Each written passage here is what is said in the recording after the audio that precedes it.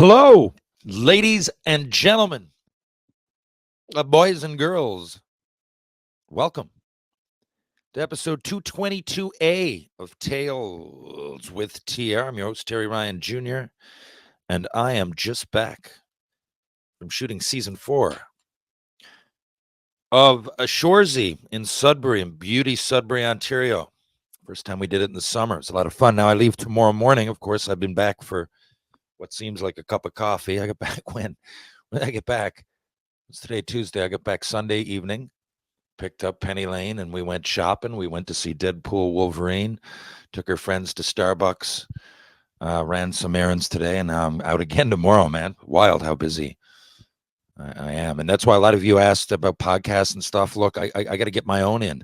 And I got a radio show, the Gregor Show, that I'm probably going to, I'm going to do tonight, but I'm going to miss an hour, in prep for going there. So, yeah, I don't mean to be ignorant. I know a lot of people ask, but I just don't have the time to to go on these podcasts, or else I'd go on, I just appear on more often. I just don't have the time. But what I do have the time for is Sun Valley, fucking Idaho tomorrow. I can't wait. I'm going down there. They're bringing me in on Friday, I believe. Could be actually maybe it's Thursday or Friday. Now I'm going to be there Wednesday to Sunday, but Thursday or Friday, we're doing a screening of. They're doing the Sean O'Grady, the Sun Valley Suns, are doing a fundraiser. If a lot of you were following, maybe 5 months ago, I went down there to play a couple of exhibition hockey games, and it was like real good hockey. I thought I was going down for a straight up charity game. No, there was hitting. It was like a senior hockey game, to be honest. Not quite the level of Newfoundland senior hockey. I mean, it is. Newfoundland's takes it very seriously. Like I said, there's a gate. There's people take it seriously, trying to get to the Allen Cup and win it and everything. Now, not that we lost in the final this year, Southern Shore Breakers. Not that down there their level. And by the way, anybody that doesn't, senior hockey sounds like senior citizens. It's not. It's over 20. It's amateur. It's, I guess it's what we're playing in Shoresy, like semi-pro kind of stuff. People come in just like that, just like Hitchdolo Goody, live the year for some, job that they probably don't need a whole lot of training for. Maybe they're already trained. Actually, I'm just rambling now. People come in to play senior hockey. Yes, it happens. The world of Shoresy is very real for those that don't know. And it was like just a notch below that. And I'm just saying from experience, because we take it so seriously and everything. And there's a level of friendly animosity to it, and there's a gate. There's everything. Now, not that they don't. In Sun Valley, they just didn't have as much competition because there's only so many teams. I mean, the United States is massive, well, as is Canada, but the hockey world there is lumped together in these major, the obvious Minnesota, Detroit. I don't want to offend any areas of United States. Phoenix is turning into one, which was never the case until the team went there. So there was a lot of good that'll always be associated with the Coyotes in my mind. There's just certain, now it's opening up everywhere. You can. I hear the people in the ex-players in Tampa, for example. St. Louis put off awesome programs for the kids, and that's kind of what's happening in Phoenix. There's so many ex-players there. You start some minor hockey, and the players are bound to be good. All they need is a bit of competition. Well, in Sun Valley, that's it. They just don't quite have enough close places, and I mean, I'm sure they have a budget. I don't think the teams that they're playing against maybe do. All I kind of saw was guys that are real good. They're just a little bit rusty. Like I said, in senior hockey over here, we treat it like pro. Camp starts soon for real.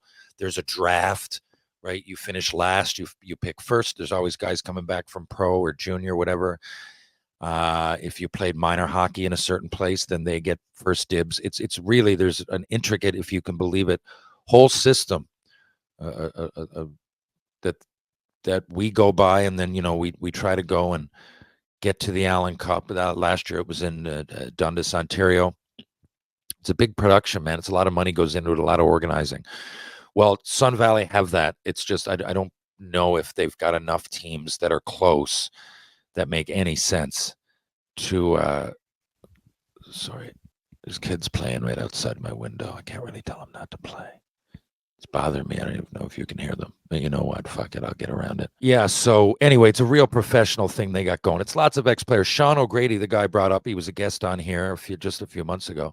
He came over. He played Colby College with a good friend of mine, David Manning, in Division III in the States. Came up here, played Newfoundland Senior, became a doctor, and now lives in Sun Valley and works a little bit in San Francisco. And it's Sun Valley is a place like that. It's a lot of athletes or ex-athletes. There's a little bit of money there. Demi Moore and Bruce Willis famously lived there for a while. I believe Demi Moore still lives there. Bobby Farrelly has a place there. The Farrelly brothers. But it's not like in your face elitist.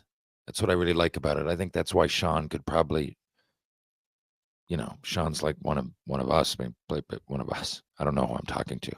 Definitely similar to myself, but what's not similar about us is that he's a doctor and I'm not.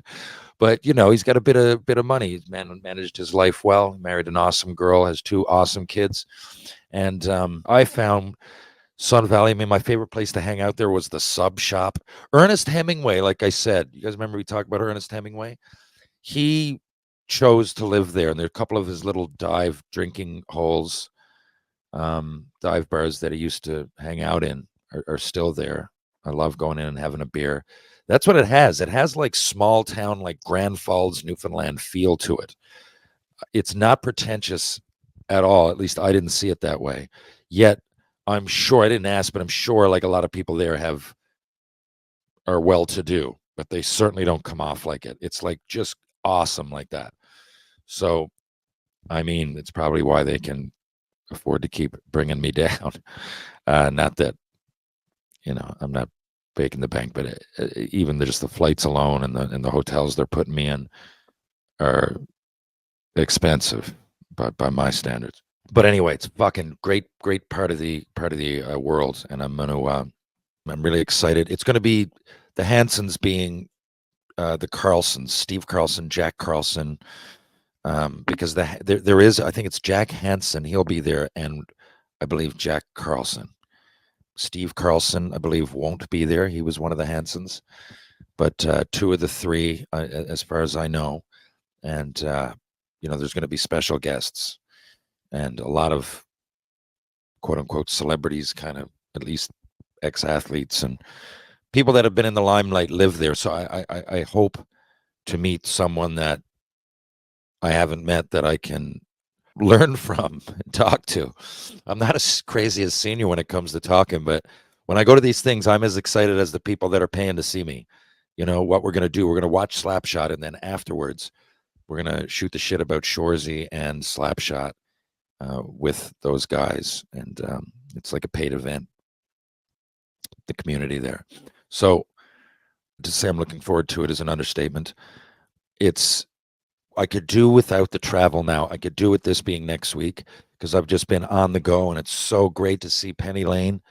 When I come back, my buddies and everything too. I went to my skate today, but I wouldn't have come back here for a couple of days. I mean, I could have just stayed in Toronto and gone to Boise or flown into Boise, and it would have been a lot less headache than come here. But I'm thinking most parents know what I'm saying. I didn't see Penny Lane for a long time. For a month, I guess, seems like a long time, just over that. And then anyway, I wanted to see Penny Lane, and even though I've been back for 2 days, it's been gone pretty well, and wanted to get her registered. And like I often say to you guys, Ryan Power Conditioning, I say at the end of my podcast. Well, her and a couple of her friends were interested in doing some training there and starting, and I haven't been on her. I'm not that father at like 9 years old to make her go out and be jumping hurdles and shit. Never ever was.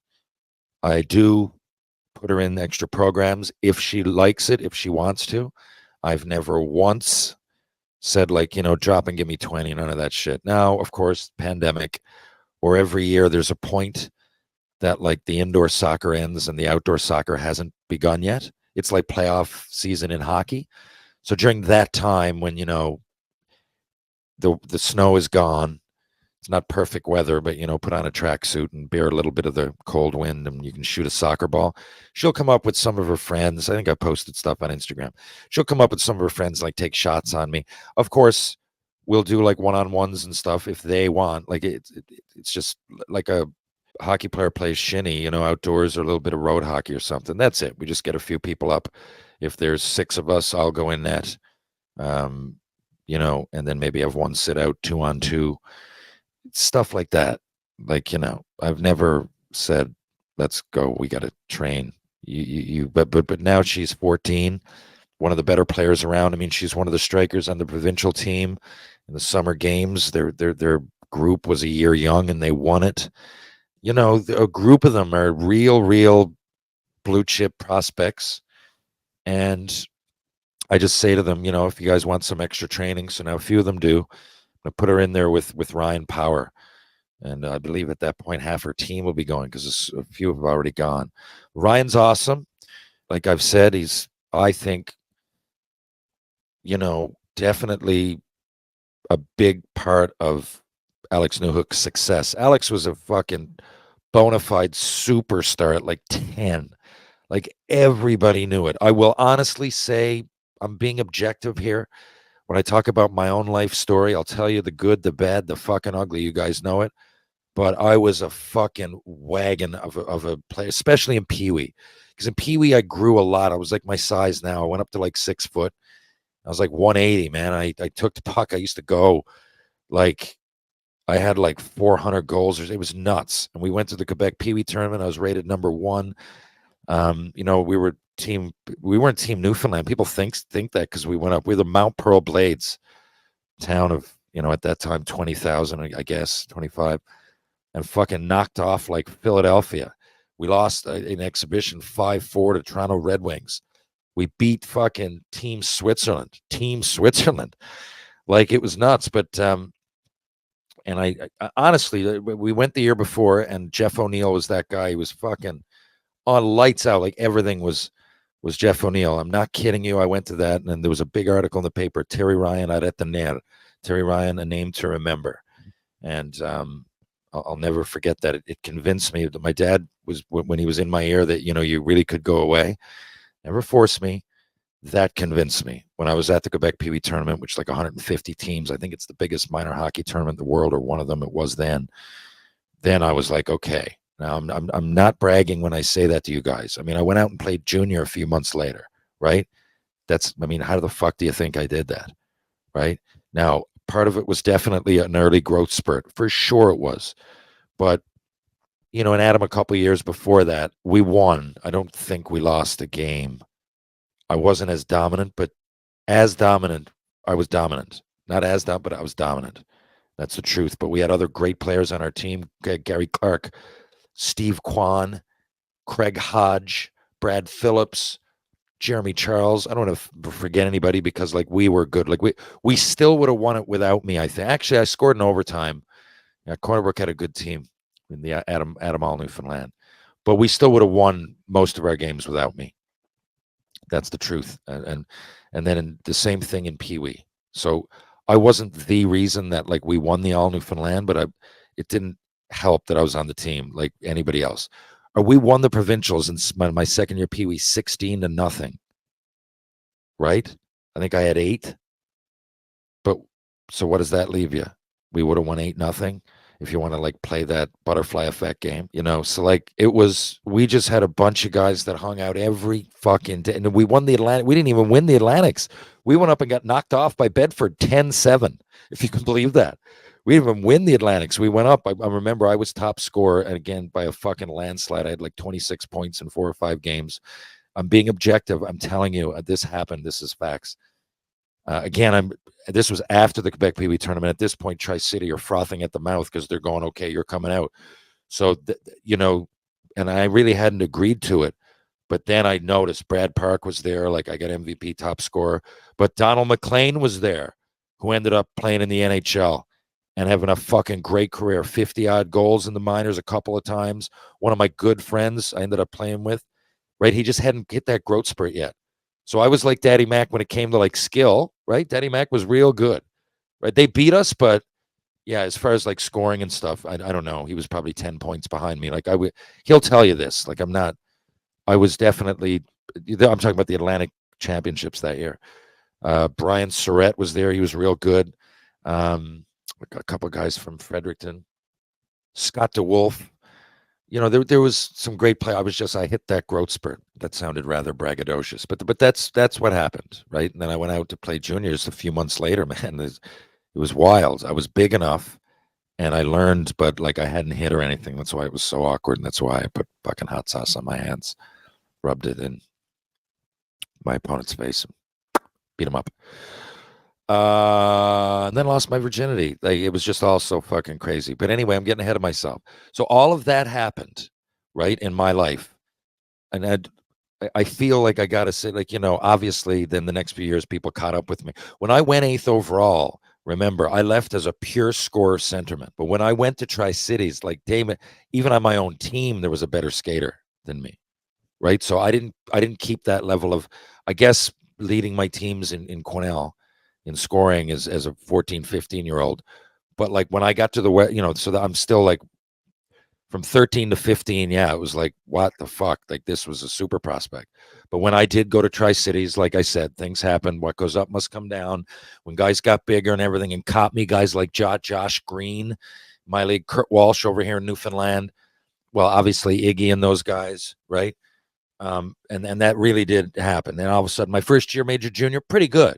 33 points, 176 minutes. I came back to reality. It's not like I had 120 points, right? It's not like I came in and kept this unbelievable, no way, this guy's going to be number one over like that. But I found a way to go, okay, I was good enough. And then Langkow was a great centerman, so I adapted. There was a feistiness in me that no one had seen yet, and that helped me. But as far as the sky, I just want to be clear on this because I felt really cocky explaining what I explained earlier. I was the best, and no, man, but there was a lot in between leaving as a huge prospect and then going 8th overall, and it wasn't a clear linear line like that. Was just I stayed the same player.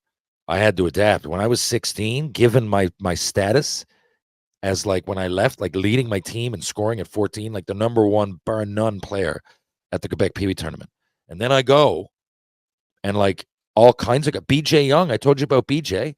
BJ was on my own team. He was 16. He had 44 points. Now I got rookie of the year. I had 33. I got rookie of the year that year. He beat me by 11, but it's because BJ couldn't play fucking defense for the life of him. But he was coming from USA bantam hockey, right? I was definitely more well-rounded, but I come from junior, so I was killing penalties. I had like 25 fights as a 16-year-old, and BJ had 2 or something like. So that was his thing back then. It really was. But I honestly, I was panicking in my own head. I'm like, nice of the Tri-City Americans to honor me like that. But I was going, fuck, Josh Green beat me in scoring. But much like Iggy and Donor and guys like, Iggy hadn't come out yet either. As a 16-year-old, he didn't even have as many as I had. So there was guys that people had their eyes on that were about to break out, but no, really. And in the OHL, it was like Mark Savard. I think in the Q, Christian Dubé. Oh God, there was another guy, Henry Kuster. I think he went like the 3rd or 4th round after, but as 16-year-olds, they all beat me in scoring. Again, if you get a 16-year-old major junior to come in and get 33 points at that time when penalty minutes mattered, like 25 fights, that was a solid year. It was definitely above fucking solid, but it was not number one blue chip. This guy's better than everybody else. It was like hard work involved. I was still centerman, and then when I went back to camp the next year, that's it. I got thinking about it, and I'm like, maybe. I remember my dad even saying, that Lankow's a fucking swift skater, man, and he was. And my coach Bob Laux, he's like, "Do you want to make the move to the wing?" And I was like, "Fuck!" It was a real blow to my ego, but I knew. I'm like, okay, now I don't have to skate as much. I wasn't a terrible skater either, and straight ahead I was fast, but agility, right? Like I remember looking at Pavel Bure and going, like, how does he do that? Like I really had to work on that, and I actually, ironically or whatever, I got better like in my 20s when I was done, and I had a bad ankle. I came back and I really had to like learn to skate a different way with the bad ankle, but it's weird, but because of like overcompensating. I got better at that time in my late 20s. But anyway, I'm rambling, but yeah, that happened. Like I was out there and like, so in my draft year, I know I scored a lot and everything, and so did Lanks, but that was more two of us playing together. If I wasn't playing with him, there's no way I would have gotten 50 goals. I don't think he would have had 140 points if he didn't play with me either. Um, but I don't know. I'll leave that for his opinion. But he was great there because he was an awesome skater. He was smart, and I just fed him. And I could score from anywhere. I just needed the puck. Like he was such a good skater that he'd get to those areas more, and I just would battle in front of the net. And if I could get there, I had as good a shot. I'd come down the wing and clap it in there. But Lanks would like get open and like Michael Ryder and like Barry, like get open Barry, where I'd more like either bury his rebound or like get in front of the net, tip it in, Pavelski like stuff, right? And it's just he was such a good skater that he got open more, and I just had to fucking swallow my pride and go with it. But anyway, the point of the original thing was that statement was that I was a big time prospect, and Alex Newhook was definitely that. Like everybody knew he was 10, 11. I don't know his success. I don't know how many like all Newfoundlands he won or when he went, but I know he left to play prep school and he was like 14. And the guy was like, I remember just going to see him, like hearing how good he was and just going to see him as a 10-year-old, right? Like, and so he would have fucking found a way. He chose Ryan Power. He works like a dog. So he would have worked out. I'm not saying he's in the NHL because of Ryan, but Ryan was the fastest player I've ever seen from here. He was misused when he left. You check it out. He ended up playing pro. He played major junior.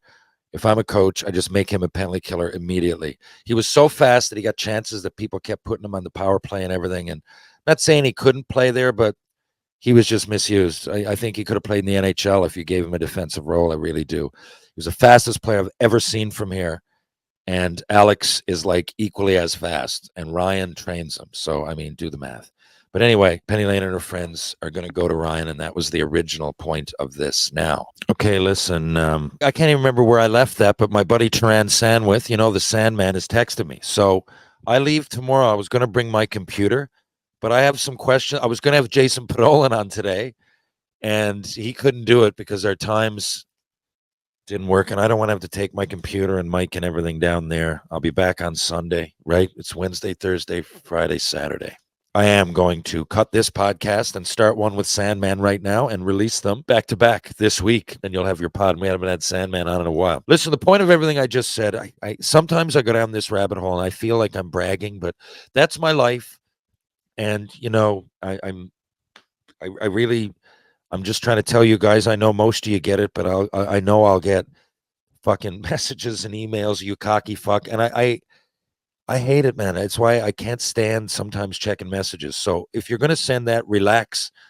I'm just telling you about my life, and I'm trying to. A lot of young players listen, and sometimes it's worth saying. That's where I came from, man. I was humble beginnings. I was definitely as blue chip prospect as you could get. And, had to get away and really had to work things out on my own. Even the hot sauce story and stuff, it's funny, but that was a means to an end, man. I had to take, I was going through months of anxiety and fucking, there's a lot that goes into it. You leave home and you want to succeed. And it really was. I didn't do that to be funny. I did it, I guess, kind of, I knew it would be kind of funny, but it was nerve wracking to grab a guy like that. And what if I didn't hit his fucking eyes with my fingers, man? He would have beat me up again. And that happens. Maybe I would have gotten beat up again. Like a lot went into it. And going down to Tri-Cities and realizing, and like every player does, usually when they go to major junior or wherever, the next level could be fucking Bantam A from Bantam B, whatever. They go, fuck, man. Usually there's a realization. How are you going to deal with that? Okay. Thought I'd be better than this. I got to do something. I got to work harder. I got to figure it out. For me, I worked harder and I became a left winger instead of a centerman. I figured it out. I figured out my role on the team. Okay, I'm not going to go end to end like I always could. It's not going to happen anymore. I don't even know if I'll ever go end to end again. Right? It literally went from trying it every game to like 3 times a season, maybe getting an end to end rebound assist. Right? Like it's just fucking. It's you adapt, and I'm just trying to talk about that adapting, and I've adapted, and I'm adapting right here. I adapted myself from Montreal Canadiens fucking system to right into senior hockey. So now playing a senior hockey player. There's ups and downs. It's good, bad, and ugly in the game of life, not just hockey. And, the things I say about my earlier life are facts that happened. And I'm not ashamed of it, nor am I going to brag about it. Well, I guess sometimes it comes off like that. And I'm proud of it.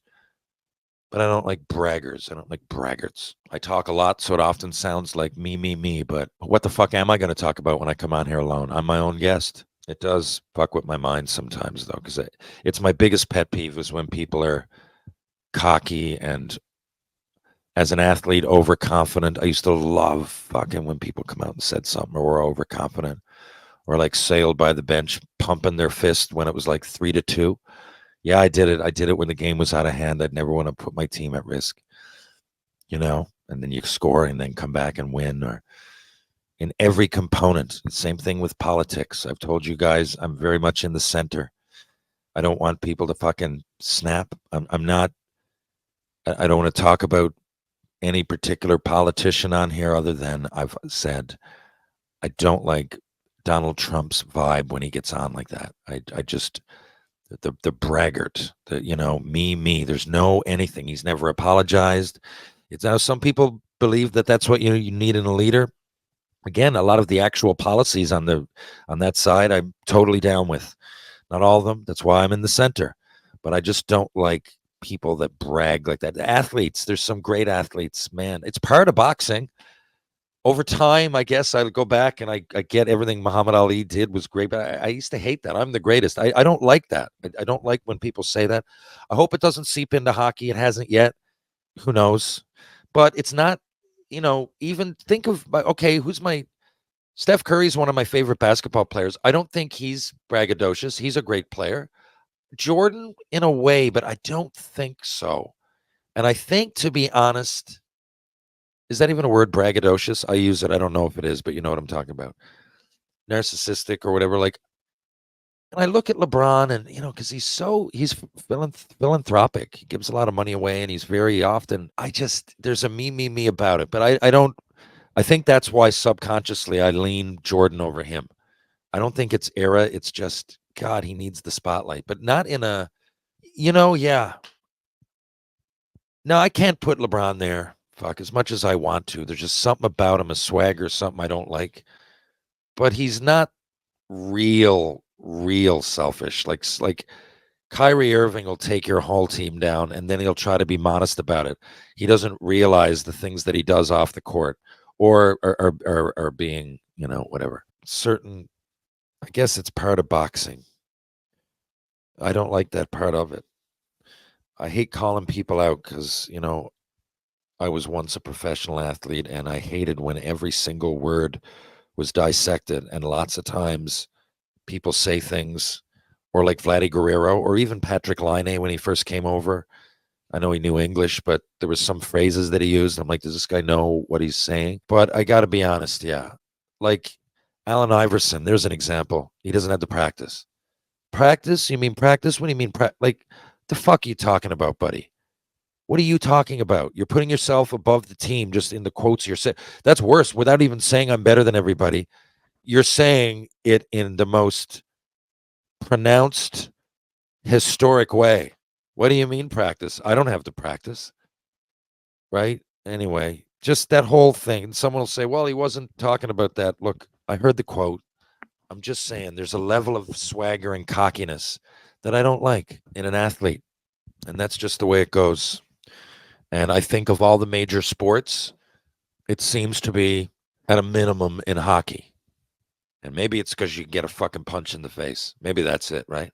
Okay, I'm going to sign off, and we're gonna take this just to about 5 minutes from now with Trans Samwith. Thanks for listening, everybody. I really appreciate it. I hope that at least some of you that I'm talking to here are in Idaho or thereabouts, and that you make it to Sun Valley because we're gonna have a great time. We're gonna raise a lot of money. We're going to have a great time for the Sun Valley Suns. I'm really looking forward to it. I played in Boise, played for the Steelheads. I've often said how great the people are. I don't get back enough because it's so far away, but I'm getting back again, baby, and I can't fucking wait.